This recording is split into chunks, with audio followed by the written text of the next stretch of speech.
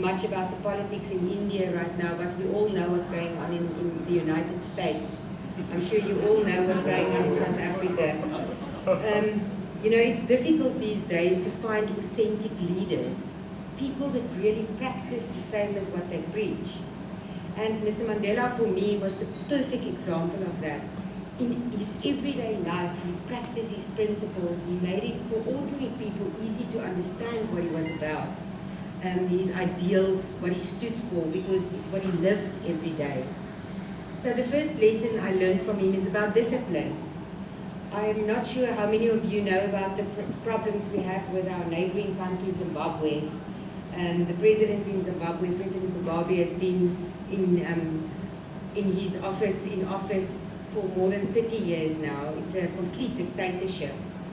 But in 1998, Mr. Mandela was chairing a regional meeting when President Mugabe arrived about an hour late for the meeting. He sneaked in at the back. Of course, he arrives with 20, 50 people, I don't know, a huge delegation, because he likes showing off his, all his power. He arrived late, and Mr. Mandela brought the entire proceeding to a standstill, telling people how disrespectful it was to be late, without mentioning President Mugabe's name once. He just said to people, because you're a president, doesn't mean that your time is more important than that of anyone else. To be on time, to be punctual, means that you show another person respect, you respect his time, and we all know that. So, that was the last time there was any contact between Mr. Mandela and the neighboring president, President Mugabe. President Mugabe left about an hour later, and they never to be seen again. There was no contact between two heads of state reigning at exactly the same time, but he was willing to risk that relationship. And he was not going to tolerate ill discipline. So the man was about discipline. Now, those of you going to Robben Island tomorrow, you will see how much character it takes of a person when you walk into that little cell. You are in South Africa now. There's very good weather now. When you are on that island tomorrow, please think about this. You are stuck in that little cell. It's just cement everywhere. You hardly have anything warm to keep you warm. And it is easy to, I think, lose hope in a situation like that. Yet the thing that kept him alive was hope. And, he became, this ties into discipline, to say to you that he became so disciplined in his thinking process because he knew if he lost hope, it would be all over for him. He would lose the battle. So he really fought every single day to keep the hope alive. Not only for the prisoners, but the people outside as well.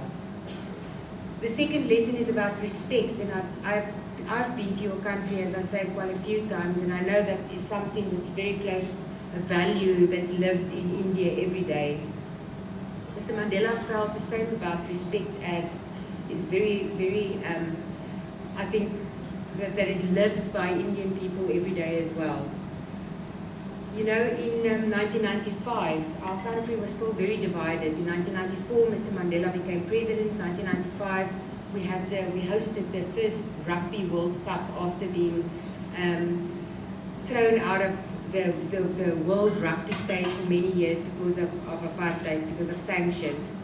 So Mr. Mandela went to the final game in 1995. I'm not sure if you saw the movie Invictus, but I know you got a poem of Invictus.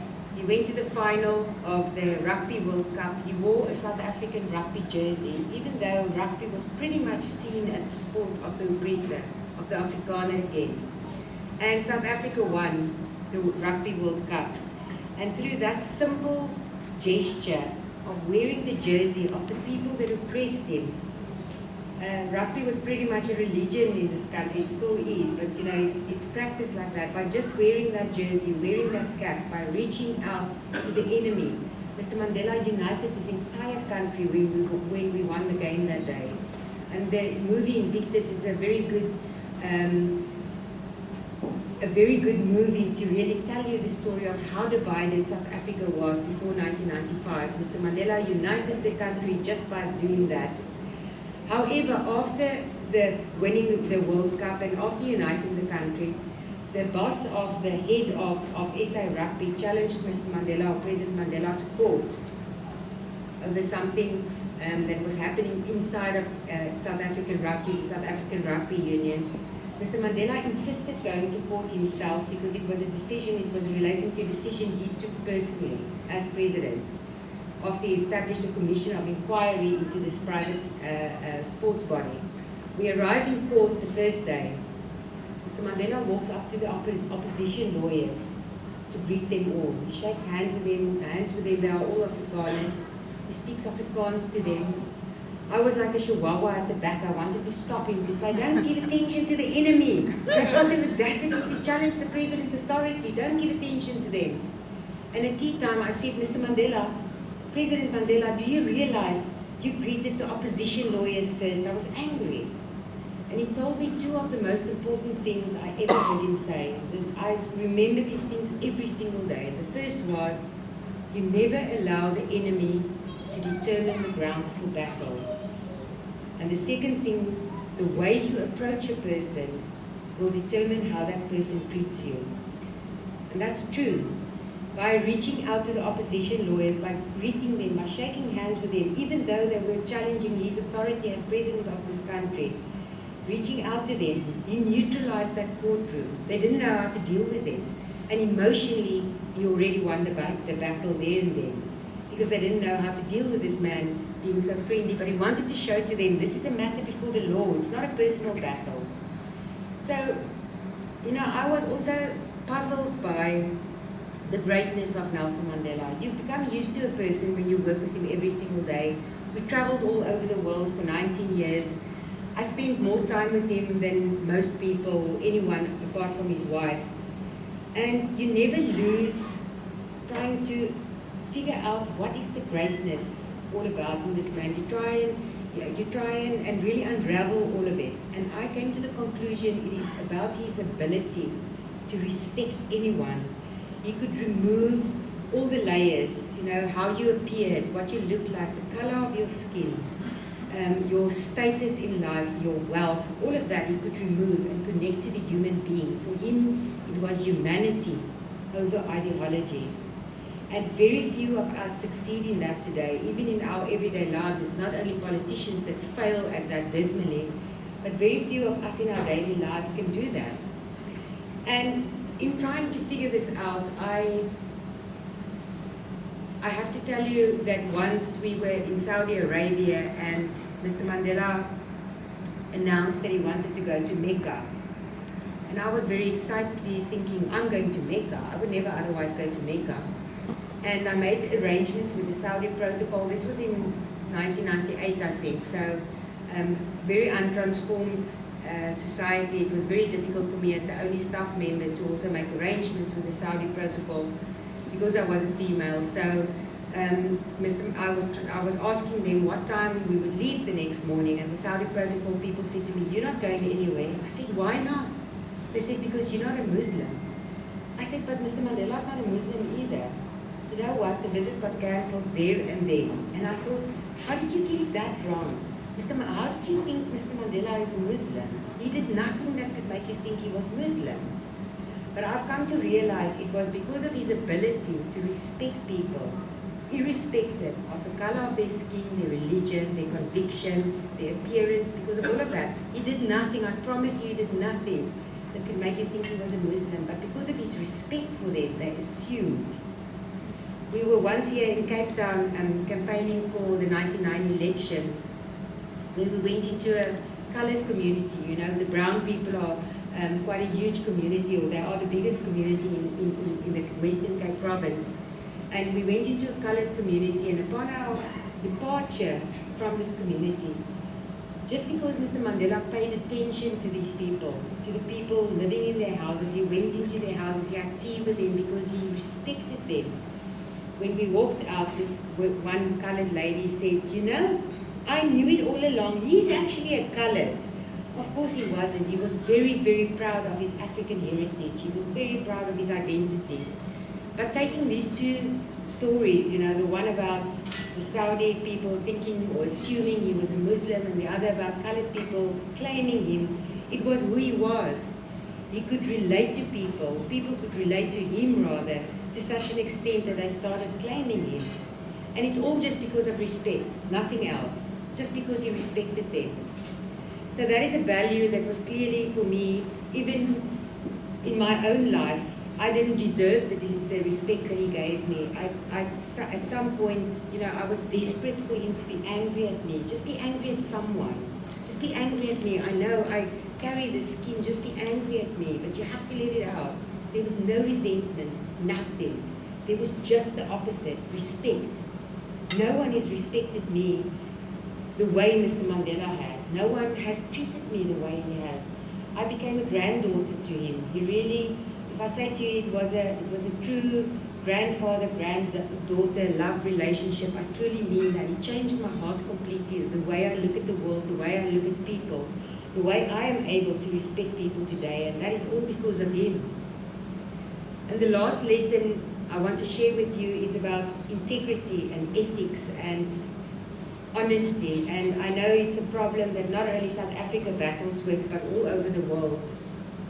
And people, you can imagine, always ask me, specifically now relating to South Africa, what do I think Mr. Mandela would have said about the levels of corruption in our society? And then I say to them, it's very difficult for me to put words in his mouth. But I can tell you this very simple story. And always keep in mind that there's the political side of Nelson Mandela, and there's the academic side, and you know, there's all the layers of the very complex character, but mine is a very personal encounter of him.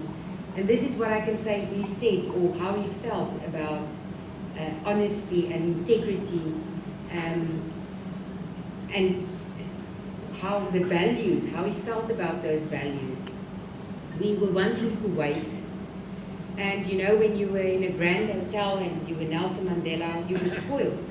Even in your state house, he was really, really spoiled as the president. People tried their best to do everything to spoil him as much as possible.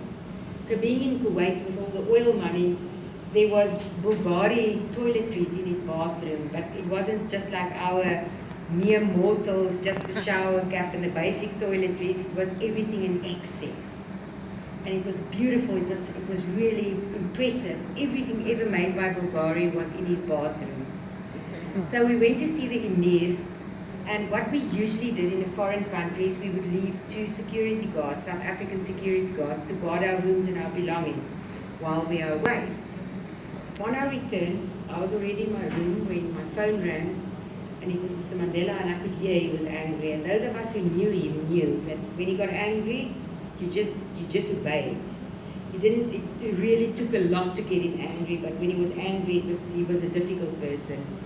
So he asked me to come to his room, or demanded that I come to his room. I rushed to his room. And when I got there, he said to me, call the Commissioner of Police in South Africa. I said, it's after midnight. And I called Mr. Mandela Kulu, which is grandfather in his language. And I said, Kulu, I can't call the Commissioner of Police after midnight. Why are we calling him now? Can we wait until tomorrow morning? And he said, no, someone stole something from my bathroom. I said, what was it? I thought, you know, this is going to be big because we are calling the Commissioner of Police. So I hope it's something like a mirror or, you know, something really big. And I said, what is it that they stole? And he got irritated with me because he couldn't tell me what was stolen. But he said, it's one of these toiletries. I don't know, it's probably a bar of soap. I thought, okay, we are not calling the Commissioner of Police about a bar of soap because there was a theft in his room. So I said, can we please call housekeeping? They can replace this item for you. That made him even angrier. We have nothing of that. I said, well, I'm not going to allow you to call him now. We can call him in the morning. What do you want to do now? Can we please retire for the day and we can deal with him tomorrow? Now, Mr. Mandela was a lawyer by training. He got his law degree while he was in prison on Robben Island. And I saw him become a prosecutor that night in a hotel room in Kuwait. He called the security guards, he made them all stand parade there, and he interrogated them for about an hour, asking them about the stolen bar of soap. So it was quite, for me, I thought it was quite ridiculous.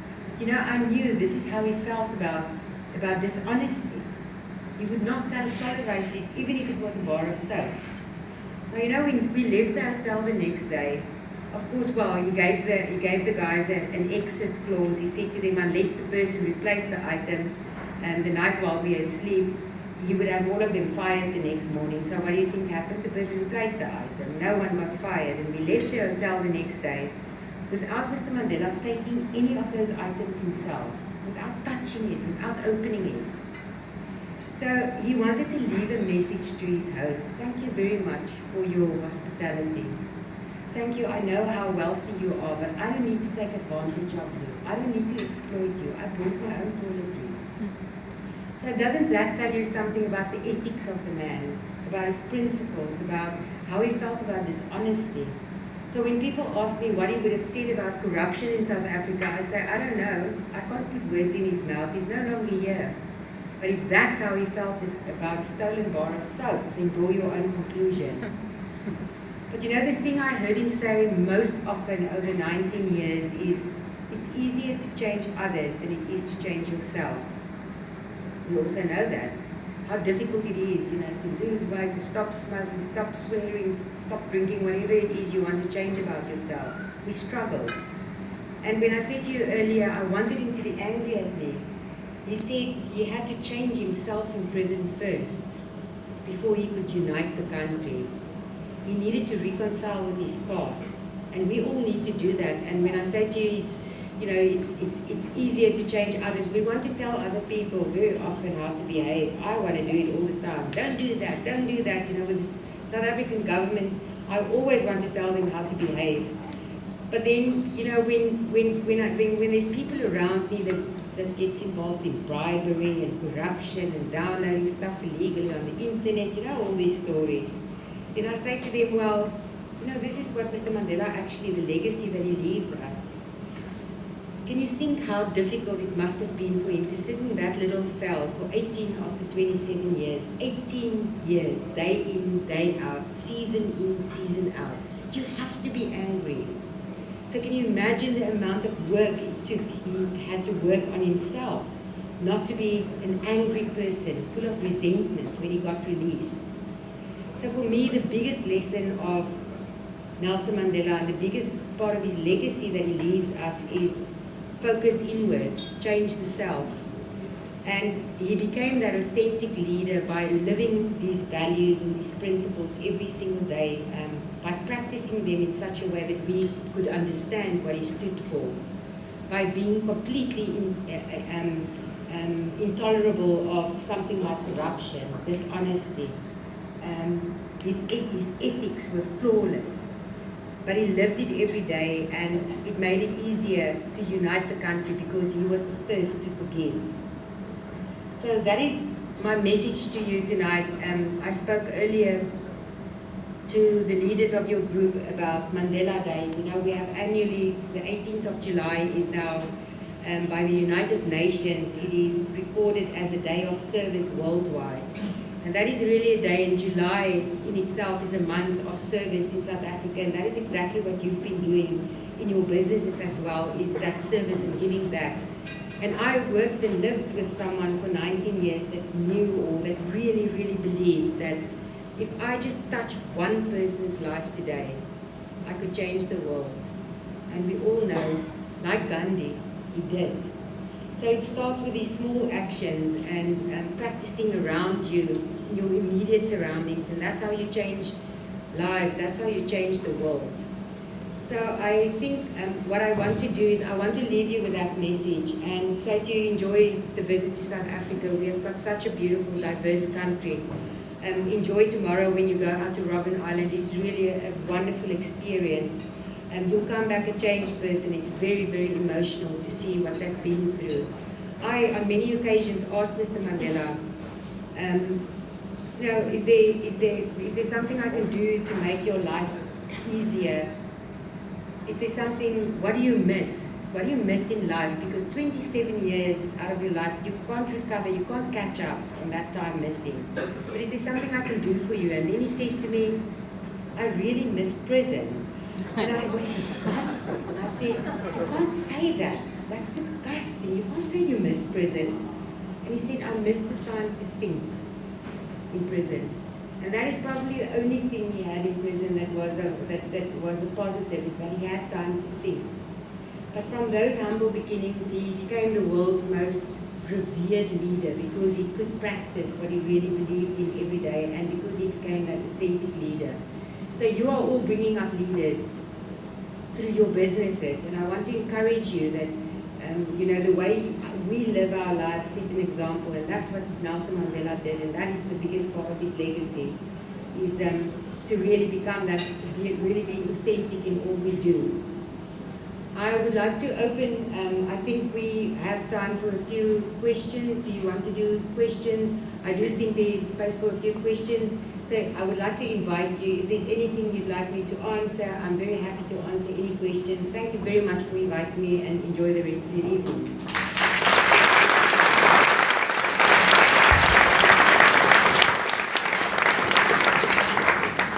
We will do a few questions. Is there a handout mic? There is a handout mic, that's a roaming mic. We have some mics, so if you want to... So anyone, maybe 3-4 questions? Yeah.